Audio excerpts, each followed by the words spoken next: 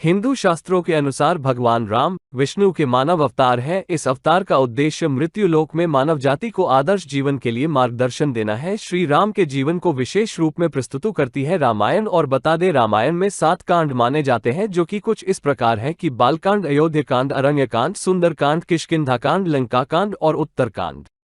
तो शुरुआत करते हैं बालकांड से। अयोध्या नगरी में दशरथ नाम के राजा हुए, जिनकी कौशल्या, कैकेयी और सुमित्रा नामक पत्नियां हैं। संतान प्राप्ति हेतु अयोध्यापति दशरथ ने अपने गुरु श्री वशिष्ठ की आज्ञा से पुत्र का मेष्टि यज्ञ करवाया, जिसे कि ऋषि ऋषि ने संपन्न किया।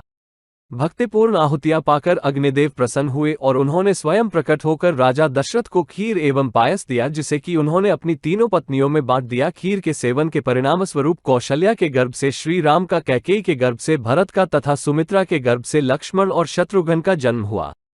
सभी राजकुमारों के बड़े होने पर आश्रम की राक्षसों से रक्षा हेतु ऋषि विश्वामित्र ने राजा दशरथ से राम और लक्ष्मण को मांगा। तत्पश्चात अपने साथ ले गए। श्री राम ने ताड़का और सुबाहु जैसे राक्षसों को इस जीवन से मुक्त कर कल्याण किया, तो लक्ष्मण ने राक्षसों की सारी सेना का संहार कर उनकी सहायता की। धनुष यज्ञ हेतु राजा जनक के निमंत्रण मिलने पर विश्वामित्र खुद राम तथा लक्ष्मण के साथ उनकी नगरी जनकपुर पहुंचे। जनकपुर अर्थात मिथिला में आकर जब श्री राम ने शिवधनुष को देखकर उन्हें आसानी से उठा लिया, किंतु तत्पश्चात वो धनुष बीच में से टूट गया, तो जनक प्रतिज्ञा के अनुसार इसके बाद श्री राम का माता सीता से विवाह संपन्न हो गया। श्री राम एवं मां सीता के विवाह के साथ ही साथ गुरु वशिष्ठ ने भरत का मांडवी से, लक्ष्मण का उर्मिला से और शत्रुघ्न का श्रुतकीर्ति से विवाह संपन्न करवा दिया। उम्मीद है कि तुम लोगों को हमारी ये कोशिश अच्छी लग रही है, परंतु अब हम आगे बढ़ते हुए आते हैं अयोध्याकांड पर। तो श्री राम के विवाह के कुछ समय पश्चात राजा दशरथ ने राम का राज्याभिषेक करने की इच्छा जाहिर की, लेकिन तब मंथरा, जो कैकेयी की दासी है, उसने कैकेयी की बुद्धि को उल्ट फेर कर उन्हें उपभवन में भेज दिया। ये जानकर राजा दशरथ जब मनाने आए तो कैकेयी ने उनसे वरदान मांगे कि भरत को राजा बना दिया जाए तथा राम को 14 वर्षों के लिए वनवास में भेज दिया जाए।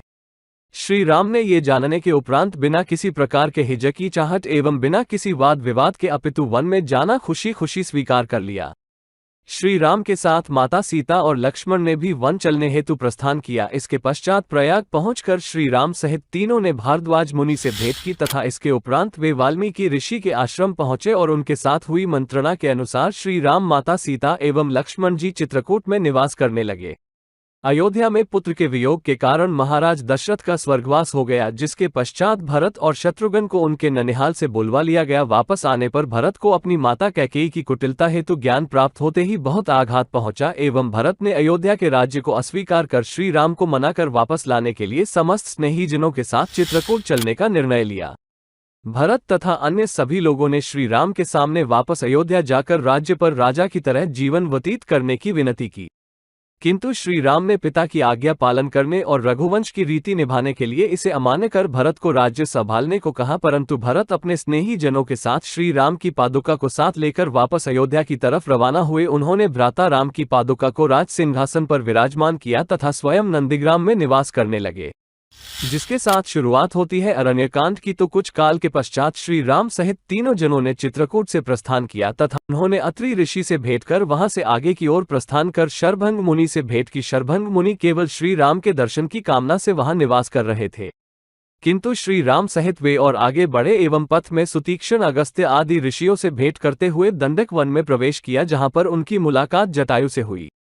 कहा जाता है श्री राम ने पंचवटी को अपना निवास स्थान बनाया, जिसके पश्चात पंचवटी में रावण की बहन शूर्पणखा ने आकर राम से प्रणय निवेदन किया। श्री राम ने ये कहकर कि वे अपनी पत्नी के साथ हैं, उसे लक्ष्मण जी के पास भेज दिया। लक्ष्मण जी ने उसके प्रणय निवेदन को अस्वीकार करते हुए आगे बढ़े, किंतु शूर्पणखा के हठ पर रक्षा हेतु उन्होंने उसके नाक और कान काट दिए। शूर्पणखा ने जाकर अपने भाई रावण से शिकायत की। रावण ने बदला लेने के लिए मारीच को स्वर्णमृग बनाकर भेजा, जिसकी छाल की मांग माता सीता ने श्री राम से की। ये देखकर भ्राता लक्ष्मण को माता सीता के रक्षा की आज्ञा देकर श्री राम स्वर्णमृग रूपी मारीच के पीछे चले गए। मारीच का श्री राम के हाथों उद्धार हुआ, किंतु ऐसा मानते हैं कि मरते मरते मारीच ने श्री राम की आवाज बनाकर लक्ष्मण जी का क्रंदन किया, जिसे सुनकर माता सीता ने आशंकावश होकर लक्ष्मण को श्री राम के पास जाने हेतु आज्ञा दी। लक्ष्मण जी के जाने के बाद अकेली सीता का रावण ने छलपूर्वक हरण करने का प्रयास किया, किंतु कर नहीं पाया, तो छलवश उसने माता सीता को लक्ष्मण रेखा के बाहर बुलाकर अपहरण कर अपने साथ लंका ले जाने लगा। तो रास्ते में जटायु ने माता सीता को बचाने हेतु रावण से युद्ध किया, परंतु रावण ने अपने प्रहार से उन्हें अधमरा कर दिया। वापस आकर माता सीता को ना पाकर श्री राम अत्यंत दुखी हुए। लेकिन ढूंढते समय उसी रास्ते में जटायु से भेंट होने पर श्री राम को सब कुछ ज्ञात हुआ। ये सब बताने के बाद जटायु ने अपने प्राण त्याग दिए और श्री राम माता सीता की खोज में सघन वन के भीतर आगे बढ़े।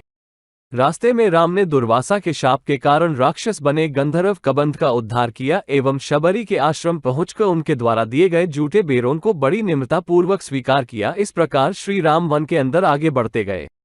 अब इसके पश्चात आते हैं सुंदरकांड, किष्किंधाकांड, लंकाकांड और उत्तरकांड, जिनका वर्णन हम अगली वीडियो में जानेंगे। लेकिन अब तुम लोगों की बारी। क्या तुम्हें वीडियो पसंद आई? कमेंट सेक्शन में लिखकर बताओ। वीडियो को लाइक कर, वीडियो को शेयर कर, इन्फोग्रिल्स शॉर्ट्स यूट्यूब चैनल को सब्सक्राइब कर लो। मिलते हैं अगली वीडियो में।